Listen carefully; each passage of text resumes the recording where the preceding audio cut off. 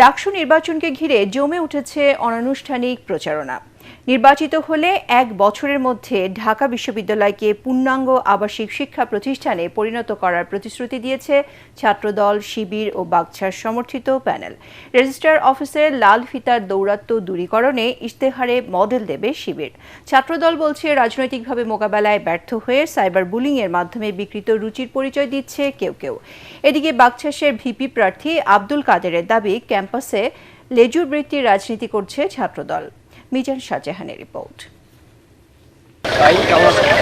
ডাকসু নির্বাচনে আনুষ্ঠানিক প্রচারণা শুরু হবে আগামী মঙ্গলবার থেকে। শুক্রবার ঢাকা বিশ্ববিদ্যালয়ের শহীদুল্লাহ হলে জুম্মার নামাজ শেষে শিক্ষার্থীদের সঙ্গে কুশল বিনিময় করেন ছাত্রদলের ভিপি প্রার্থী আবিদুল ইসলাম খান। এ সময় তিনি বলেন, কোনো সংগঠন ক্যাম্পাসে অরাজনৈতিক আচরণ করছে। কেউ কারোর পিছনে না লেগে ওপেনলি রাজনীতি করে আপনার প্রতিপক্ষকে রাজনৈতিকভাবে মোকাবেলা করে। এই যে বিহাইন্ড দ্য সিনে গিয়ে নানান ধরনের ফটোকার্ড আপনারা বানাচ্ছেন, যেগুলো টোটালটাই বিকৃত মস্তিষ্কের চিন্তা ভাবনা। এগুলো থেকে বেরিয়ে আসেন। কোন নম্র, কোন সভ্য, কোন সুস্থ মস্তিষ্কের মানুষ এই ধরনের অপপ্রচারে লিপ্ত হতে পারে না। মোনালিসা হেভি ফ্লো 15 পিস প্যাকেটের সাথে 8 পিসের একটি প্যাকেট একদম ফ্রি। এদিকে মধুর ক্যান্টিনে ডাকসু নির্বাচনের প্রস্তুতি নিয়ে কথা বলেন ছাত্র শিবিরের ভিপি প্রার্থী আবু সাদিক কায়েম ও জিএস প্রার্থী SM ফরহাদ। তারা বলেন, বিশ্ববিদ্যালয় প্রশাসন শিক্ষার্থীদের চেয়ে কর্মকর্তা কর্মচারীদের স্বার্থ রক্ষায় বেশি তৎপর।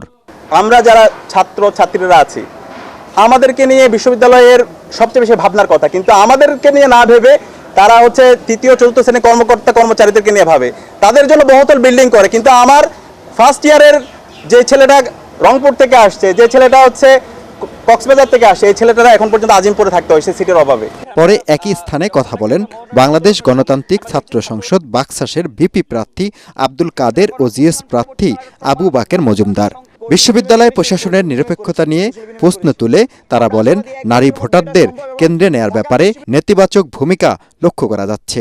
এ সময় ছাত্রদলের কড়া সমালোচনা করেন আব্দুল কাদের। যখন একজন বিবি প্রার্থী বলেন আমাদের প্যানেল ঠিক করবেন তারেক রহমান, তাহলে সেই বিবি প্রার্থী নির্বাচিত হওয়ার পরে শিক্ষার্থীদের দাবি দেওয়া কিংবা অধিকারের বিষয়টা অবশ্যই তারেক রহমান কনসার্ন নিয়ে তিনি পালন করবেন, সেটা আমরা মনে করি। আমরা যখন দেখি আচরণবিধি লঙ্ঘন করতেছেন, একই সাথে নিজে বৃদ্ধাঙ্গুলি দেখে সেটা প্রচার করতেছেন, বিশ্ববিদ্যালয় পরিষদ নির্বাচন কমিশন নির্লিপ্ত ভূমিকা পালন করতেছেন, সেই জায়গায় আমাদের শঙ্কার জায়গা তৈরি হয়। এদিকে মধুর ক্যান্টিনের সংবাদ সম্মেলনে স্বতন্ত্র শিক্ষার্থী ঐক্যের ভিপি প্রার্থী বৈষম্যবিরোধী ছাত্র আন্দোলনের সাবেক মুখপাত্র উমামা ফাতেমা বলেন, নারী শিক্ষার্থীদের ভোটাধিকার নিশ্চিতে কেন্দ্র পুনর্বিন্যাস করতে হবে। নিউ মার্কেট এবং নীলক্ষেত মোড়ে সবসময় জ্যাম লেগে থাকে। সেই ক্ষেত্রে আমরা স্পেসিফিক্যালি বলতে চাই, বঙ্গমাতা হল এবং বাংলাদেশ কুয়েত মৈত্রী হল, এই দুটি হলের ভোট কেন্দ্র ঢাকা বিশ্ববিদ্যালয়ের ক্লাব থেকে স্থানান্তরিত করে সমাজ কল্যাণ ইনস্টিটিউটে নেওয়া হোক। ফার্স্ট ইয়ার সেকেন্ড ইয়ারে আবাসিক হলে সিট না পাওয়া, রাজনৈতিক বিবেচনায় সিট বরাদ্দ, guest room culture, torture sell সহ নানা কারণে বারবার সংবাদ মাধ্যমে খবরের শিরোনাম হতে হয়েছে ঢাকা বিশ্ববিদ্যালয়কে। দেশের সর্বোচ্চ বিদ্যাপীঠ ঢাকা বিশ্ববিদ্যালয়ের বয়স 104 বছর। এ বিশ্ববিদ্যালয়ে 19টি হল রয়েছে, এর মধ্যে 14টি ছেলেদের আর 5টি নারীদের। অথচ ডাকসুর ভোটার তালিকা বিশ্লেষণ করলে দেখা যায় নারী ভোটার 47.52%। সব প্রার্থী বলছেন তারা নির্বাচিত হলে এটিকে পূর্ণাঙ্গ আবাসিক বিশ্ববিদ্যালয়ে পরিণত করবেন। সেটি কতটুকু করতে পারেন তা এখন দেখার বিষয়। মিজান শাহজাহান, ATN বাংলা, ঢাকা বিশ্ববিদ্যালয়।